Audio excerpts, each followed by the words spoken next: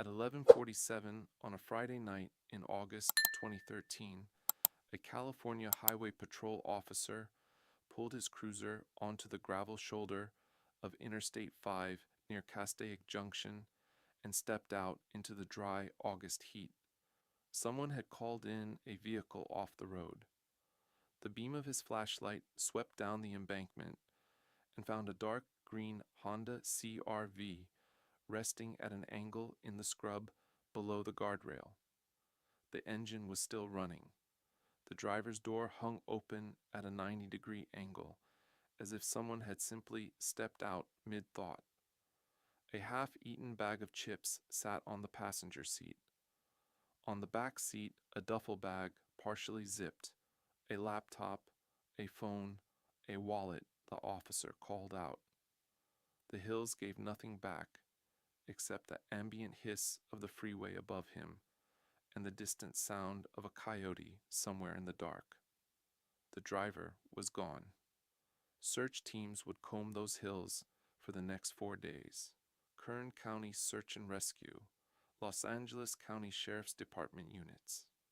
Trained tracking dogs working the slopes in the first gray light of dawn. Volunteers who had driven out from the surrounding communities. People who had seen the story on local news and shown up with water bottles and sturdy boots. Helicopters flew grid patterns over the chaparral, their thermal cameras scanning the ridgelines in the early morning, before the ground heat made infrared useless. They found nothing, not a footprint pressed into the pale dust, not a scrap of clothing caught on a manzanita branch, not a single physical sign that a 20-year-old college student named Bryce Laspisa had ever walked away from that car and into whatever was waiting beyond the guardrail. To understand how we arrived at that embankment, that open door, that engine left running in the dark, we need to go back about 3 weeks, to a campus 2 states north, a semester that had barely begun, and a young man who, by every surface indicator, appeared to have the fundamental things in place. Bryce Laspisa was a sophomore at Sierra Nevada College in Incline Village, Nevada, a small private liberal arts institution that sits at an elevation of roughly 6,200 feet above sea level on the northern shore of Lake Tahoe. The campus is composed of a handful of cedar-sided buildings tucked into the pine forest, close enough to the lake that on clear days the water is visible through the tree line. A shade of blue so saturated it registers as implausible. The school enrolled somewhere around 500 students at the time. Class sizes were small. Professors knew students by name. It was the kind of environment that was deliberately intimate, the kind of place designed to make you feel you belong somewhere specific. Bryce had enrolled there in fall 2012. He was studying business administration. He stood 6 feet tall, broad-shouldered, with the kind of easy, open face that shows up in group photographs as the center of the frame, whether or not it was intended to be. His parents, Michael and Karen Laspisa, lived in Laguna Niguel, a planned community in South Orange County, roughly 800 miles south of Incline Village, a 9-hour drive down the spine of California if you take Interstate 80 west from Reno and then drop onto Interstate 5 through Sacramento and the flat agricultural expanse of the Central Valley. Michael worked in the financial services industry. Karen was the kind of mother who stayed in close contact with her son. Phone calls that were frequent enough that she knew the rhythms of his voice, knew when something in it shifted. By most accounts, Bryce's freshman year had been unremarkable in the way that decent years often are. He made friends. He went to class. He dated. He had a girlfriend named Hannah who attended the same school, and by the accounts of people who knew them together, they were genuinely close, the kind of college relationship that feels permanent while it is happening. He called home regularly. He came home for breaks. His parents saw a young man finding his footing, but something began to change in the months before the fall 2013 semester, and the change was gradual enough and quiet enough that it registered more as a texture than an event. Bryce had finished his freshman spring semester in worse academic shape than his parents knew. Several courses had not gone well. The grades he brought home were not the grades he reported to his family. That gap between the reality of his academic standing and the version of it he allowed his parents to see was the first weight he was carrying alone. The summer of 2013 added more. His relationship with Hannah had moved into troubled territory. The particulars of what happened between them have been kept largely private by both families, and that privacy deserves respect.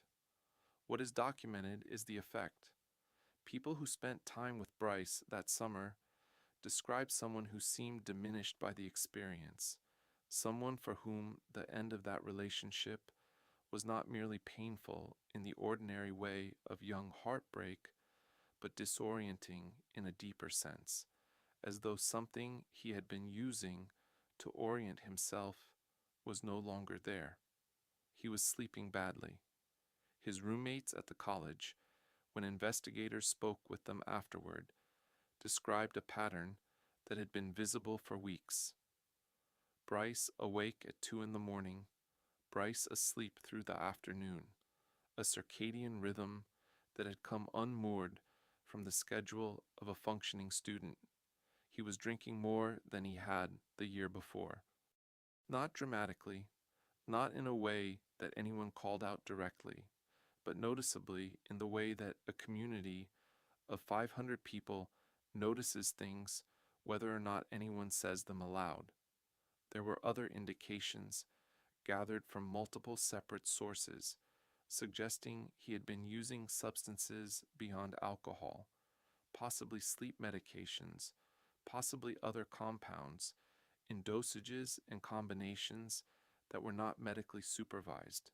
This thread never became part of the official investigation's public record, but it appeared with enough consistency across enough independent accounts that it became something investigators took seriously. In early August 2013, the fall semester began. Bryce was back on campus in Incline Village. He had made it through the registration process, had his housing, had his course schedule. From a distance, the apparatus of student life appeared to be continuing. It was not. The week of August 19th, Bryce stopped attending his classes. Not one class, not occasionally. He stopped attending entirely. He stayed in his room, or he was somewhere on campus, but not in any classroom. The college's administrative staff flagged the absences. Their policy required them to notify the family when a student's attendance reached a threshold of concern, and that threshold had been crossed. On approximately August 26th, the school contacted Michael and Karen Laspisa directly and told them that their son had not been to class in several consecutive days. Karen called Bryce immediately. He answered. He told her he was okay. He told her he would go back to class. The call was short and left her with the particular unease of a conversation that uses all the correct words and still communicates something wrong. She described it to investigators later as the moment she understood, on some level, that she couldn't articulate in the moment, that this was not a normal rough patch. Over the following days, the calls between Bryce and his parents became more frequent and more unsettling. There were stretches where he did not pick up. When he did, his voice was sometimes flat, sometimes too elevated, sometimes cycling between the two in the span of a single conversation. He said he was fine, and then said things that were inconsistent with being fine. He mentioned Hannah. He didn't mention his grades. He asked questions about home, about their street, about the house, in a way that struck Karen as wistful rather than conversational. The way someone talks about a place they are trying to remember rather than a place they expect to return to. Michael and Karen made the decision to bring him home. They would come get him, or he would drive down, and they would work out what was happening, what he needed. That decision was made by August 28th at the latest. The plan was for Bryce to leave campus the following morning and drive south.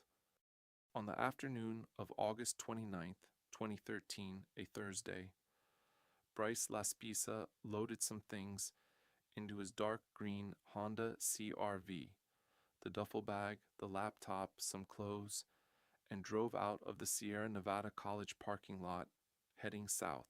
He had his phone, he had his wallet, he had his car, a 1999 model with over 100,000 miles on it, reliable in the way that older Hondas tend to be. He had a 9-hour drive ahead of him and parents waiting at the end of it. He did not drive straight home. What happened over the next several hours was reconstructed afterward from phone records, from cell tower data, from the accounts of people who received calls during those hours, and from the timeline that investigators and the family assembled in the days and weeks following his disappearance. The reconstruction has gaps in it.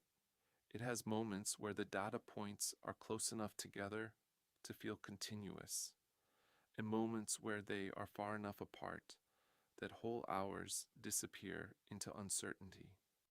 What is established? Bryce drove south from Incline Village, taking the route down through the eastern Sierra and connecting to Interstate 5. Somewhere in the course of that drive, something changed. Instead of driving through the night and arriving home in the early hours of Friday morning, he stopped.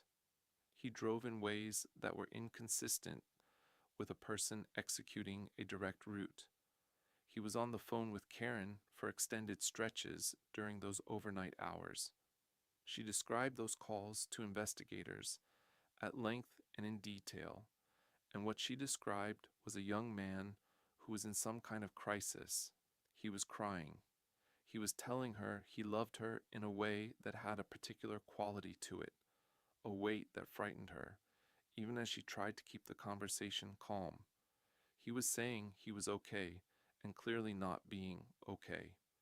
He was saying he was on his way and not arriving. At some point during those overnight hours, the precise time has not been publicly confirmed, Bryce called a crisis line. The call was brief. The substance of what he said has not been fully disclosed, but the fact of that call, placed from the road in the dark hours between Thursday night and Friday morning, is its own kind of documentation of where he was internally in those hours. Michael Laspisa, unable to sleep, unable to sit in the house in Laguna Niguel, waiting for a son who was not arriving, got in his own car and drove north.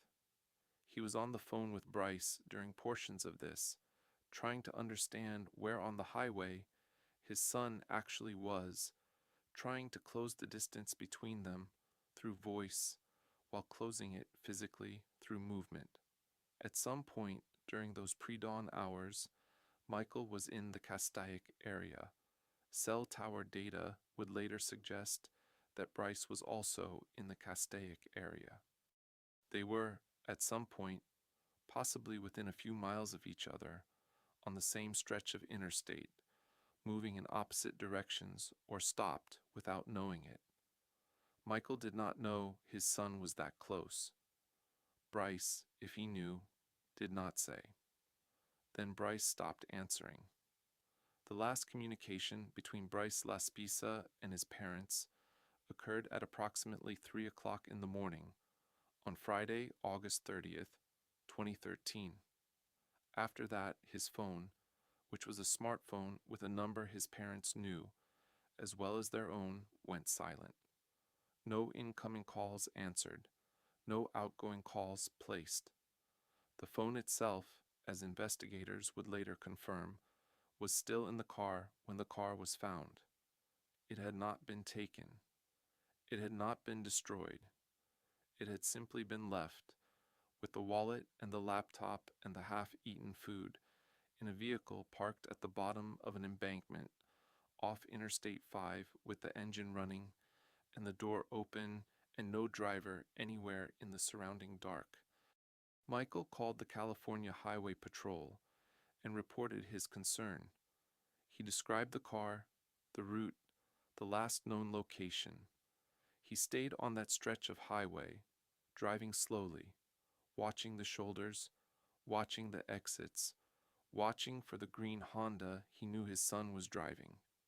He was still out there when the officer's flashlight found the CRV at the bottom of the embankment at approximately 6 o'clock in the morning. The search that followed mobilized resources at a scale that reflected the terrain and the urgency. Kern County Search and Rescue, which has jurisdiction over that area, deployed its teams within hours of the car being found. The Los Angeles County Sheriff's Department, whose territory borders Kern's, along that stretch of the 5, contributed additional personnel and coordination. A search and rescue helicopter flew the first grid passes before 8 a.m., while the air was still cool enough for the thermal imaging to be useful. Tracking dogs were brought in, trained on scent articles taken from the car, worked in expanding arcs from the point of last contact, walked up slopes and down drainage channels and through the dense aromatic tangle of black sage and buckwheat that covers those hills in August. The terrain around Castaic Junction does not look from the freeway particularly remote. The suburbs of the Santa Clarita Valley are visible to the south. Power lines cross the ridgelines. There are roads, but the hills immediately adjacent to that section of Interstate 5 are steeper than they appear from a moving vehicle, cut by arroyos and dry creek beds that can run 15, 20 feet deep, choked with vegetation dense enough to swallow a person from aerial view. The temperature that week was between 93 and 98 degrees Fahrenheit in the afternoon hours. The brush was dry from months without significant rainfall. Moving through it was not something you did accidentally for long without leaving a trace. The dogs could not establish a workable trail beyond a very short distance from the vehicle. Whatever scent the air had carried from Bryce's departure point, the hours between his leaving and the dog's arrival had worked against them. Heat, wind moving down from the passes above, the particular chemistry of that arid landscape in August. The aerial thermal searches found nothing. The ground teams, working on foot through the brush, covering as much area as 4 days allowed, found nothing. On September 3rd, the organized large-scale search was scaled back. This is not a failure on the part of the agencies involved. Search operations run on logistics and resource calculations, and when days of active searching produce no physical evidence in a defined area, the operational calculus changes. But for the Laspisa family, the scaling back of the formal search meant the beginning of something else. The long, indefinite, resource-draining effort of searching without institutional support. What the investigators were left with was a scene that resisted every clean interpretation they tried to apply to it. The vehicle going off the road was explainable. Exhaustion after a long night drive, a medical episode, a moment of inattention. Any of those could put a car through a guardrail and down an embankment on an empty highway in the early morning hours. That piece of the picture, while alarming, had a shape to it. What had no shape, what would not resolve into any of the standard categories, was the departure.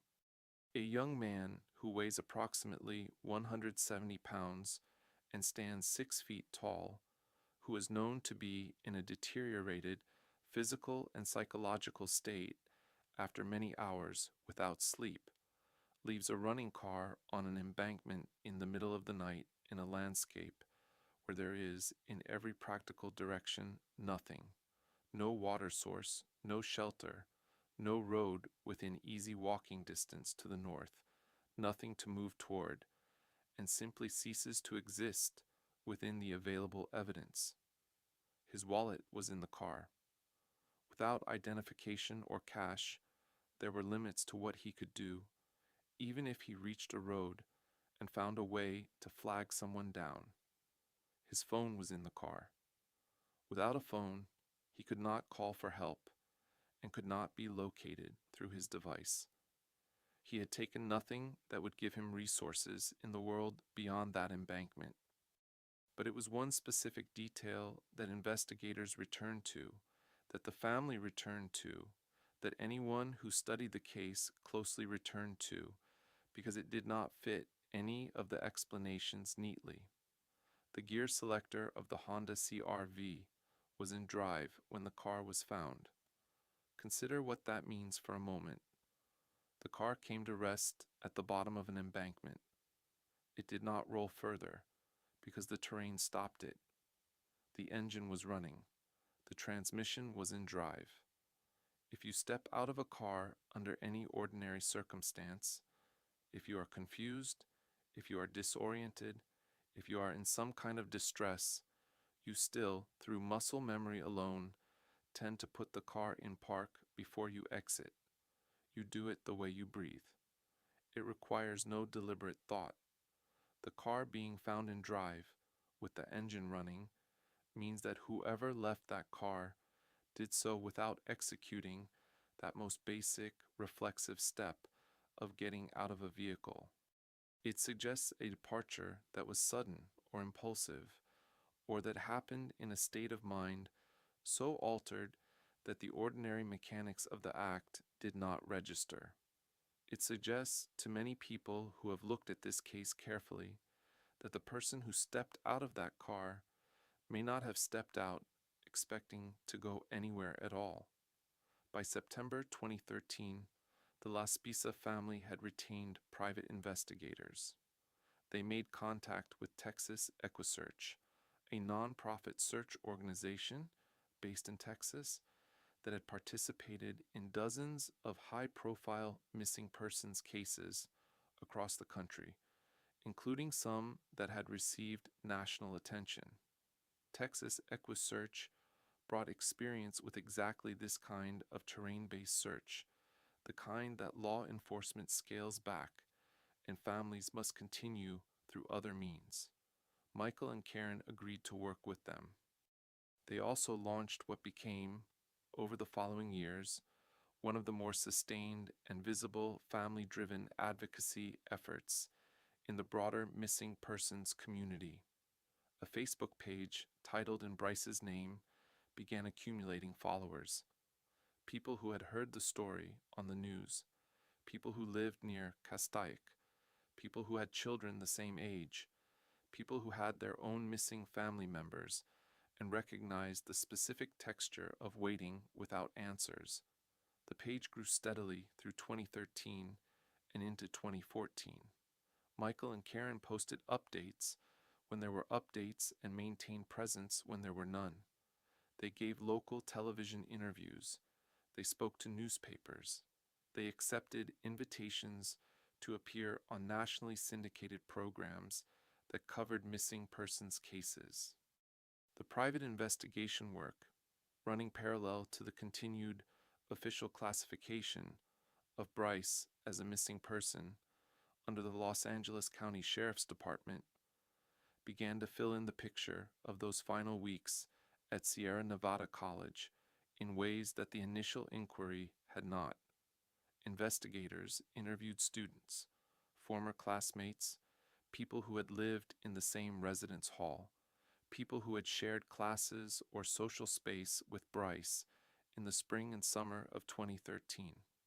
The picture that emerged was more detailed and more difficult than the one the family had initially been working with. The academic situation was worse than they had known. Bryce had failed multiple courses in the spring 2013 semester. His standing at the college was precarious. He was potentially facing academic probation if the fall semester did not go substantially better. The prospect of having to explain this to his parents had been a source of significant anxiety throughout the summer. Multiple people who had known him in those months described him as someone who was carrying something he wasn't telling anyone, a weight that would surface in unguarded moments and then get covered over again. He was, by these accounts, afraid of the conversation he would have to have with his family. Not because his parents were harsh, by every account they were not, but because he was 20 years old and had internalized a standard he felt he was failing, and the distance between where he was and where he felt he should be had become, over months, something that had grown too large to talk about honestly. The relationship with Hannah had ended, or was ending, in a way that compounded this. Again, the private details belong to the people involved. What matters to the shape of this story is what multiple people independently described, that Bryce, in the weeks before he left campus, was not someone who was coping. He was someone who was barely maintaining the appearance of coping, and who was doing so in increasing isolation because the people closest to him were either the ones he was protecting from the truth of how he was doing, or the one whose departure had removed a significant source of stability. The crisis line call, placed from the road during those overnight hours between August 29th and August 30th, was the only direct evidence of how close to the edge he had come. It was brief, but a person does not call a crisis line in the early hours of the morning from a car on an interstate unless they are looking for something, unless some part of them is reaching toward a voice, a presence, any anchor in the dark. In the spring of 2014, Texas EquiSearch returned to the Castaic area and conducted additional ground searches, extending the search radius beyond the zones that had been covered in the initial 4-day operation. They focused on the drainage systems, the dry creek beds and concrete-lined flood channels that cut down from the hills along that stretch of the 5, and on areas of dense vegetation that aerial searches could not penetrate. The search covered terrain that the dogs and ground teams had not fully accessed the previous September. It was methodical work conducted by people who understood both the physical landscape and the particular heartbreak of what they were doing. They found nothing that could be connected to Bryce Laspisa.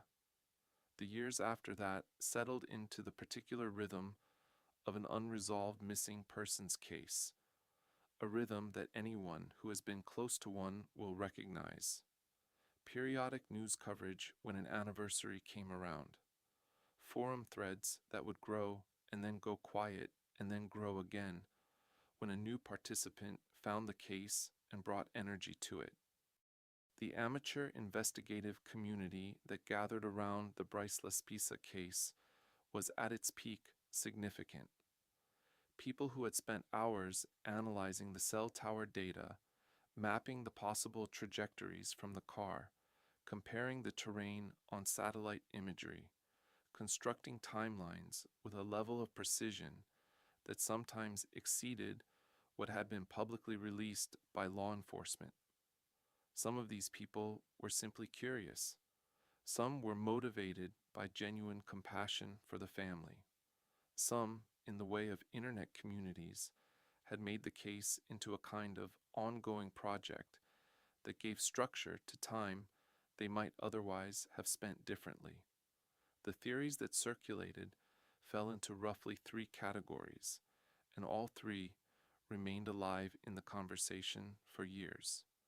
The first was that Bryce had left the area voluntarily and was alive somewhere, living under circumstances that involved a deliberate severing of contact with his previous life. This theory was difficult to fully discount in the years immediately after his disappearance. Young men have walked away from their lives before. The circumstances, the academic failure, the ended relationship, the dread of a conversation with his parents, provided a motive of a kind. The absence of a body provided space for the possibility to persist. But the wallet remaining in the car was a significant obstacle to this theory. A person who plans to disappear takes identification. A person who plans to disappear takes cash. A person who intends to build a new life, even a minimal one, needs the basic instruments of existing in the world. Bryce had left all of them behind. The second theory was that he had not survived the night of August 29th, that the combination of his physical state, the days without proper sleep, the possible chemical impairment, the hours of driving in emotional crisis, had led him away from the car and into terrain that at night in that condition was genuinely dangerous, that he had fallen into an arroyo, or collapsed in the brush, or reached the edge of something he could not come back from, and that the particular conditions of that August landscape, heat, dense vegetation, the way things decompose quickly in the Southern California summer, had meant that the organized search, for all its professionalism and resources, had looked in the right area, but not found what was there to be found. The third theory, the one that law enforcement consistently found no evidence to support, but that circulated anyway, was that something had happened at that location that involved another person, that the scene was not a single-person situation, that someone else had been present or had arrived after the car went off the road, and that what looked like a disappearance was something with a human cause behind it. Investigators found no tire tracks from a second vehicle parked at that location. They found no forensic evidence of another individual. The phone records showed only calls to and from people who had already been identified and interviewed.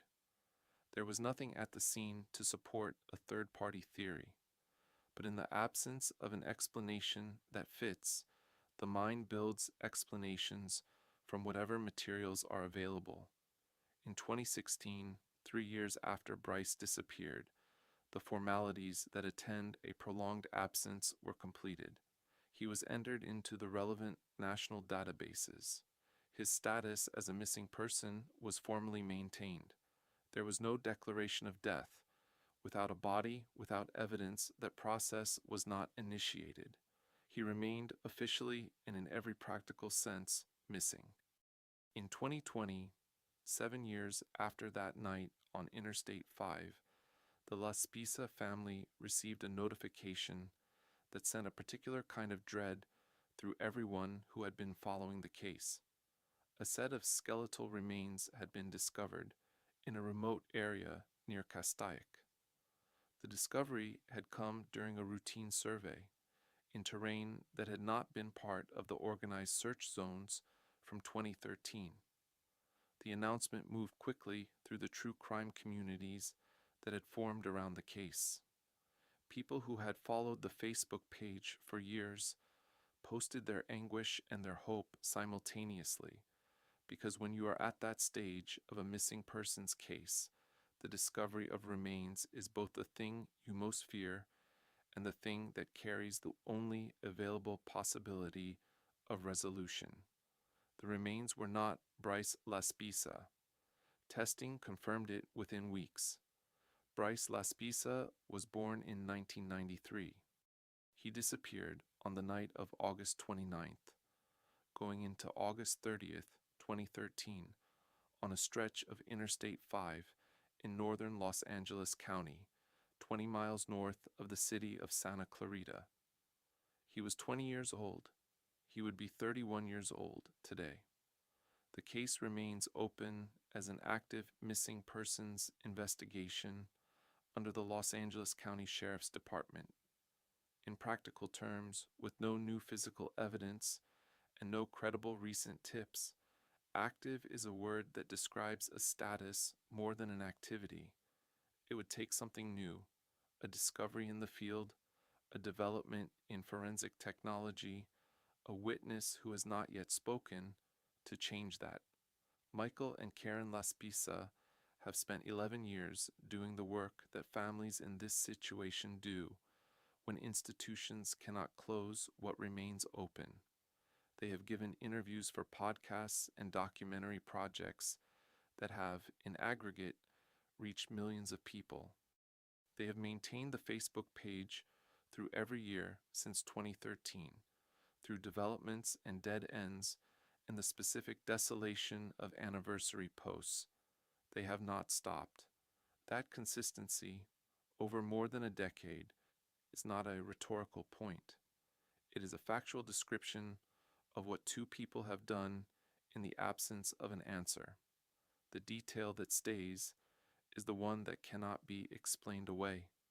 The gear selector in drive, the engine still running, the door hanging open. A car left in the particular way that a car is left when leaving was not the plan. When whatever happened next was not a decision made from the ordinary architecture of human intention. That detail sits at the center of the case and refuses to move.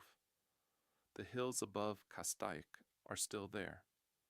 The dry chaparral, the arroyos, the pale dust that the tracking dogs could not follow.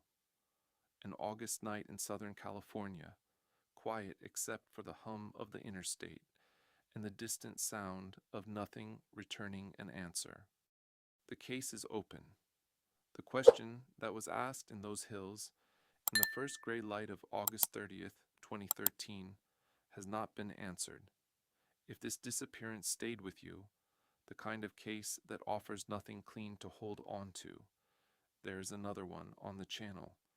A case that investigators thought they understood and then had to rebuild from the ground up. It is waiting for you next.